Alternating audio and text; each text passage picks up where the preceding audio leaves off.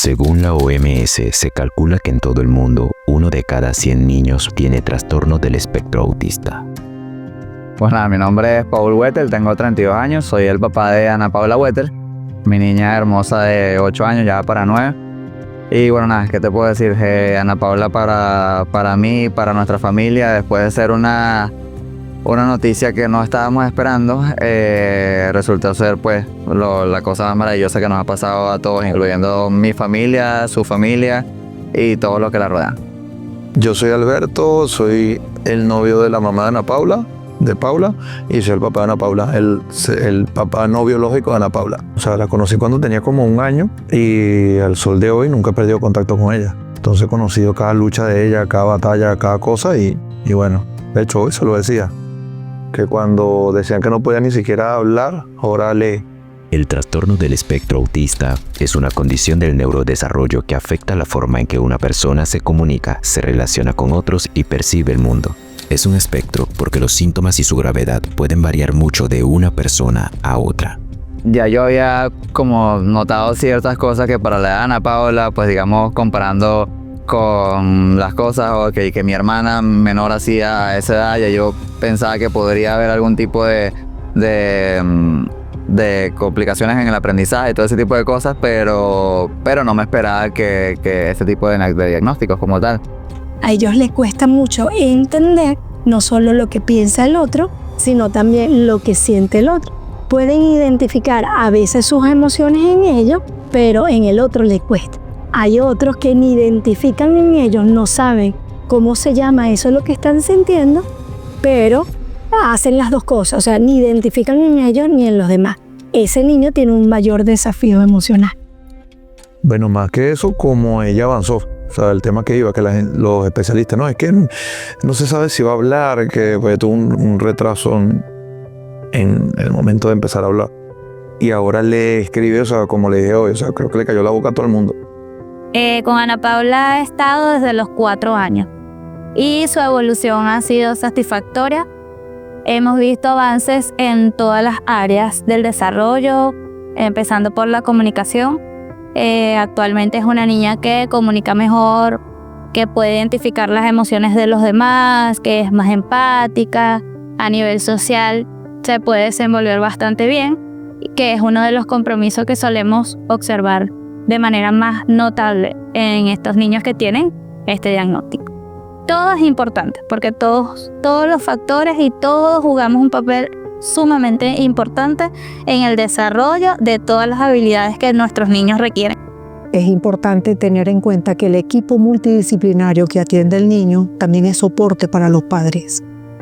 Estos padres deben asistir en forma individual y como parejas a terapia psicológica y quizás en ocasiones tengan que recibir apoyo psiquiátrico. La estereotipación que existe frente a las personas neurodivergentes es tan pesada que lamentablemente el concepto de salud y enfermedad pienso que empieza a hacer mella mentalmente en las familiares o en los tutores, y ahí es cuando quizás existen resistencias y obstáculos para darse cuenta de que sus hijos, sobrinos, primos, nietos tienen necesidades específicas neurodivergentes.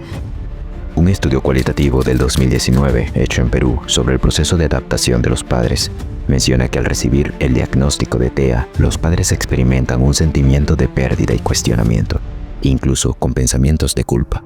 Muchas veces los diagnósticos impactan negativamente a la familia y a la pareja, porque viene el sentimiento de culpa, es causa tuya, es causa mía, y sabemos que no es así. Y eso necesitamos mejorarlo para que la familia se mantenga unida en bloque para ayudar al niño. Al faltar uno, muchas veces esto crea un gran desbalance emocional, económico y familiar. Cuando una familia es demasiado resistente al tema de la neurodivergencia, normalmente es porque piensan que alguien con necesidades específicas es especial, y cuando hablamos de algo especial es algo que se sale de la norma. Y cuando algo se sale de la norma, la gente empieza a verlo como algo patológico. Y no hay que olvidar que lo que se sale de la norma simplemente es porque es algo diverso. a veces los niños autistas, adolescentes o personas neurodivergentes tienen que taparlo para adaptarse, y eso no es una adaptación, eso es una represión. Pero también nosotros de este lado tenemos que tener empatía. O sea, tenemos que también saber que a lo mejor esa mamá no acepta no porque no quiera aceptar, sino que le duele. O sea, no es fácil que te digan que tu hijo o tu hija tiene una condición, ¿sí? O sea, no es tan sencillo. Entonces tú tienes que respetar también ese duelo. Mi reacción, digamos que sentí fue miedo, no sentí ningún tipo de molestia ni rabia como tal. Sentí fue miedo, pero miedo hacia lo que la sociedad pudiese hacerle a ella cuando fuera más grande, cómo la fueran a tratar, el rechazo. El país donde vivimos, que todavía hay ciertas cosas que no se entienden muy bien y no hay tanta cultura sobre este tema. Más que todo sentí fue miedo por mi gordita y por lo difícil que pudiese ser la vida para ella más adelante con este diagnóstico como tal. Y pues dije, bueno, nada, manos a la obra y hacer todo lo posible para que ella pueda pues sobrellevar todo tipo de aspectos que se le compliquen de aquí en adelante. Porque como dijimos al principio, muchas veces los diagnósticos son motivos para sentimientos de culpa, para culpabilizar, y esto generar rupturas familiares. Esto no es culpa de nadie. Entonces a los padres pedir por favor que realmente entiendan que no es su culpa, pero que tienen que ayudar, porque esto es producto de su concepción, y asumo que fue una concepción con amor. Entonces, ese amor tiene que manifestarse en el cuidado del niño, en la atención, no en la sobreprotección, en el cuidado para generar independencia, en el cuidado para lograr sacarlo de niveles, porque hay algunos niños que pueden evolucionar satisfactoriamente, no a la normalidad, pero mejorar un poco el cuadro en el cual se encuentra. Según el Manual Diagnóstico y Estadístico de los Trastornos Mentales, el TEA se clasifica según el nivel de apoyo que necesita la persona. En el nivel 1, las personas pueden vivir de forma relativamente independiente, pero necesitan ayuda para interactuar socialmente. En el nivel 2 requiere un apoyo sustancial. Tienen dificultades notables en la comunicación verbal y no verbal, y sus patrones de comportamiento repetitivos son más evidentes. En el nivel 3, tienen deficiencias graves en la comunicación. Sus intereses y comportamientos repetitivos interfieren significativamente en todas las áreas de su vida. Porque, como bien mencionas, los diferentes niveles de autismo, dependiendo de esos niveles, es el abordaje. No hay una receta única para un paciente. El paciente siempre es individual, el paciente es único y sus debilidades y fortalezas no son iguales a las de otros. Yo como adulto a veces le digo a la persona, yo creo que también tengo un toque autista, y no lo sabemos, porque la sociedad no permite o nuestros padres no los educaron para saber cuándo un niño era autista o no era autista. Entonces hoy en día se ha vuelto muy común el que a los 26 o a los 27 años, mira, soy autista. Y entonces, ¿por qué como entrenadores no nos metemos en ese mundo para aprender a conectar y ver que solamente no es un cuerpo bonito y no es la salud física, sino la salud mental y la salud emocional? Esto nos enseña a ser más sensible y más humano a la hora de conectar con los clientes, porque todas las personas no tienen el mismo ritmo de vida y no tienen la misma capacidad de conectar con las personas. Que entonces, si nosotros, como canales de salud, podemos aprender de las personas o de los niños autistas, yo creo que cambiaremos el mundo.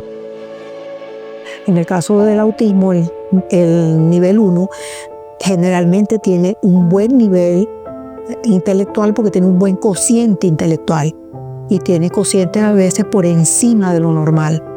Eso también requiere adaptabilidad, porque a veces el maestro no está preparado para ese niño sabio, que encima de ser sabio no tiene filtro social, no sabe cómo responder y que a veces el maestro se siente agredido. Pero esto debe hacerse, ya que hemos avanzado tanto y estamos en el siglo XXI, seamos bandera también en el siglo XXI para formar a los maestros.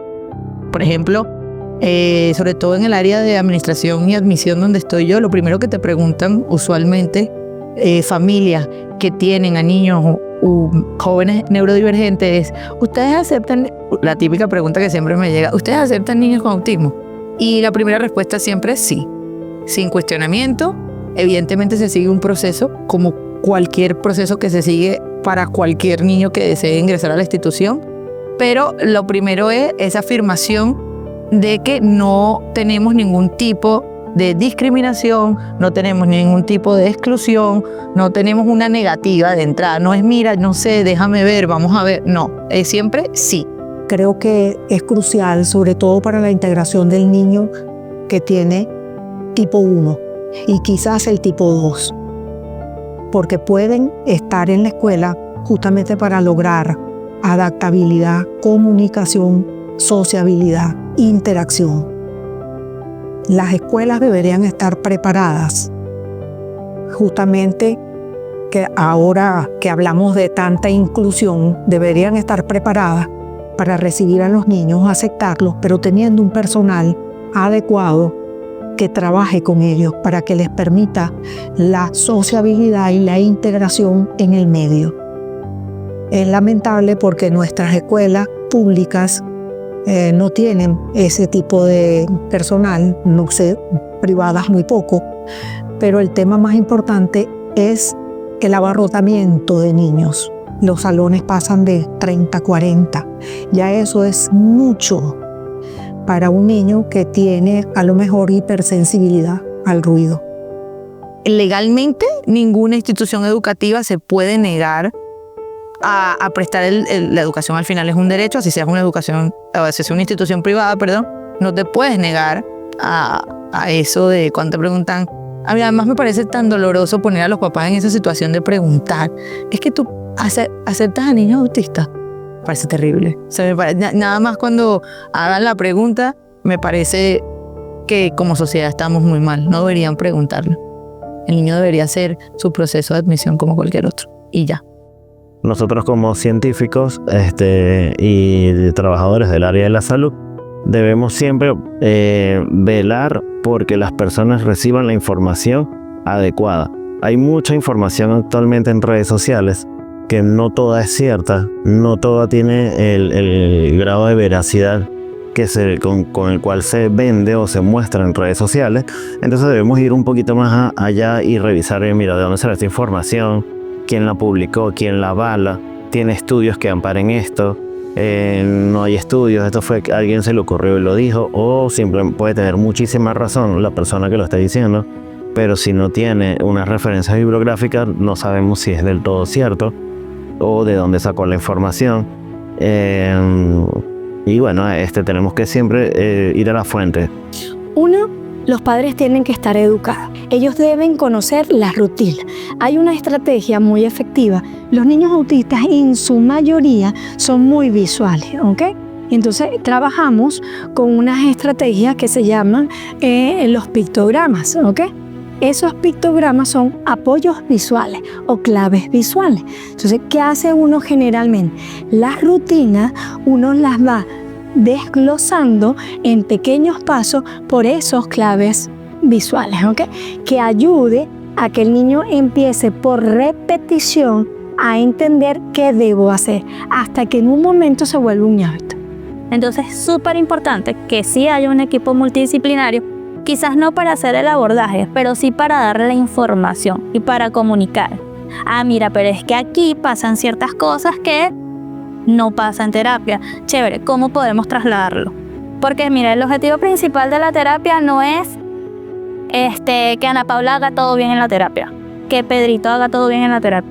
El objetivo principal es darle herramientas a nivel social, a nivel académico, de autonomía, que ella traslade a todas las áreas donde ella se desenvuelve. Que esto que aprende aquí, ella lo lleve a su colegio, lo llevó a su casa, lo llevó al parque donde ella está. Entonces necesitamos ese apoyo. Es importante que se trabaje en equipo. Entonces sí lo necesita, porque el lente, la mirada con la que ve el psicólogo y el psicopedagogo no es la misma mirada que tiene la docente.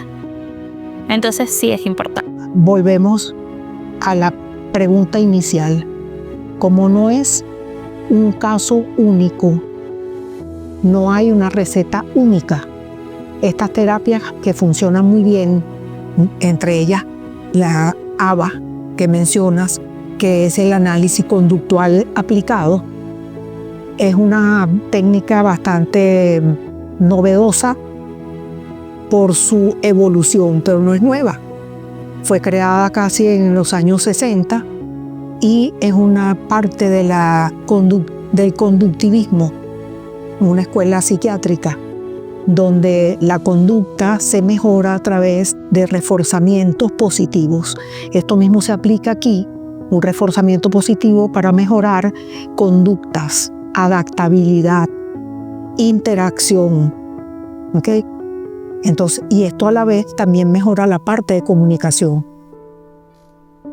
De acuerdo al grado de autismo que tengan cada uno de estos niños, va a variar sus necesidades y sus condiciones en cuanto a la recepción del gluten. Por ejemplo, el gluten es una proteína. Es una proteína. Nosotros, los seres humanos, tenemos las enzimas necesarias para degradar esta proteína.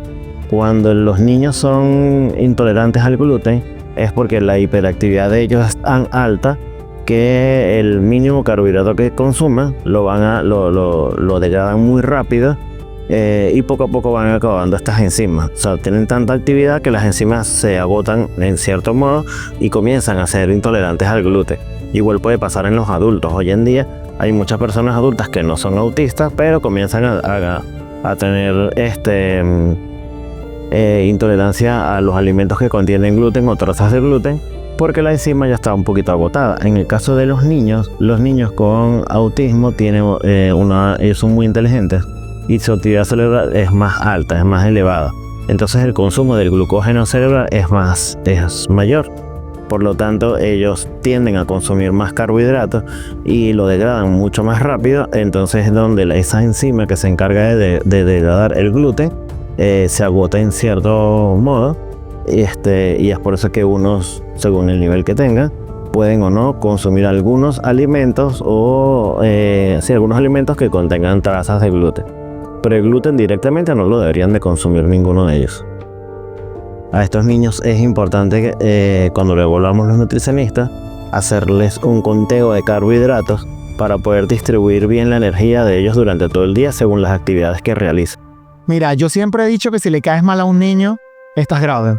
Si un niño no quiere ir a un sitio a entrenar o simplemente a estar o a esperar a su papá, la cosa está grave. Es una niña que no esconde sus sentimientos. O sea, para mí lo más especial que ella tiene es que ella, cualquier cosa que sienta y como se sienta en el momento, te lo va a decir. O sea, ella, por ejemplo, de repente no es una niña que te diga te amo todo el tiempo, pero si ella ahorita le salió, te lo dice. Y eso es algo que a mí me parece muy especial y me hace sentir muy bien, porque ella lo hace mucho conmigo. Siempre yo se lo estoy diciendo, pero cuando ella lo hace solita es como que me derrite.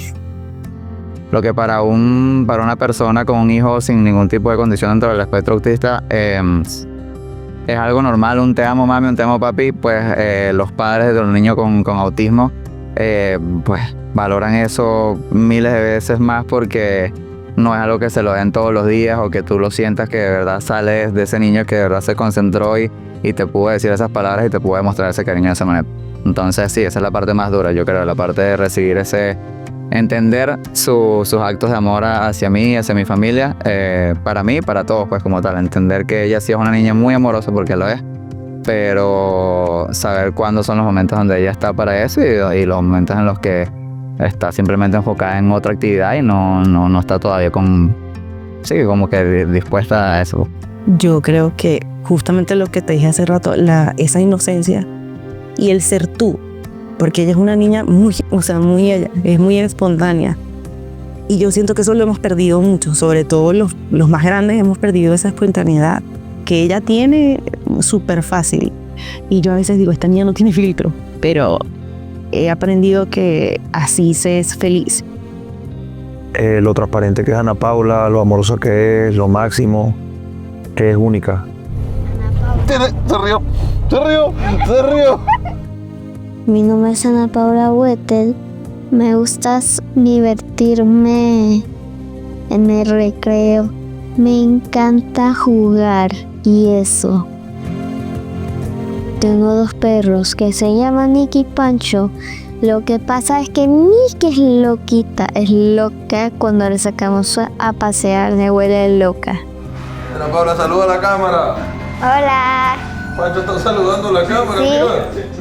Me gusta que la gente estuviera feliz. Nada, le diría a un padre que está recibiendo diagnóstico que tenga paciencia, que no son los únicos, que hay muchísimos padres pasando por lo mismo, que busque apoyo obviamente, ya sea en su pareja, en su familia, o si no lo recibe de pareja, familia o amigos, pues que busque apoyo con alguien profesional, con alguien que le pueda decir de verdad de qué va esto y que no es algo que porque a mí me pasó esto, sino que más bien esto puede ser un aprendizaje. Yo, lo primero, abrir el corazón y la mente. No poner barreras, ni tampoco escuchar a gente que de repente ni siquiera sabe cómo es el mundo, ni nada. Y documentarse lo más que se pueda. No sé, ver videos, preguntar. Le diría que tengan mucha paciencia, que respiren, que está bien llorar, que está bien estresarse, que está bien desahogarse con amigos, familiares, o sea que obviamente no es fácil, pero que es un proceso muy bonito y que el aprendizaje para esos mismos padres va a ser el mayor aprendizaje que van a tener en su vida.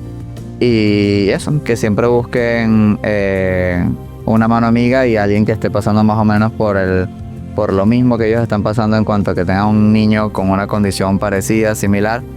Allí es donde vas a conseguir mucho apoyo y vas a entender que no eres la única persona que está pasando por esto, sino que hay muchas personas y que cada vez hay más personas y hay más diagnósticos.